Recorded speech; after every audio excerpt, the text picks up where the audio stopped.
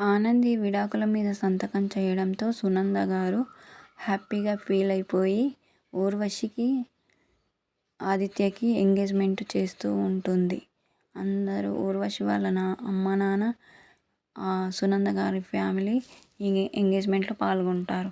అప్పుడు ఆనంది ఒక ఆటోలో వెళ్తూ ఉన్నప్పుడు రోడ్డు పైన ఈ రౌడీ షీటర్ కనబడుతూ ఉంటాడు. ఈ రౌడీ షీటర్ని నేను ఎక్కడనో చూశాను అని అనుకుంటూ ఉంటుంది. ఆనంది ఆలోచిస్తూ ఉంటుంది.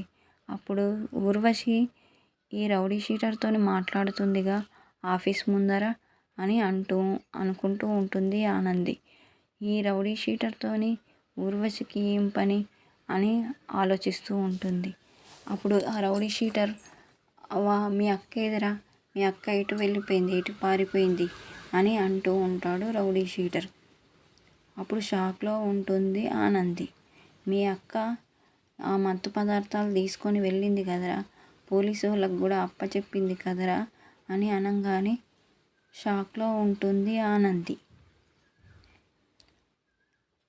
ఈ మత్తు పదార్థాల వెనుక ఈ ఊర్వశిగిన ఉందా మా నాన్న పట్టుబడడానికి అనుకుంటూ ఉంటుంది ఆనంది. అక్కడి నుండి ఇంకా ఆలోచిస్తూ వెళ్ళిపోతుంది ఆనంది. మీకు ఈ మత్తు పదార్థాల వెనుక ఈ ఊర్వశిగిన ఉందేమో అని ఆలోచిస్తూ ఉంటుంది ఆనంది. అక్కడి నుండి వెళ్ళిపోతూ ఉంటుంది ఆనంది.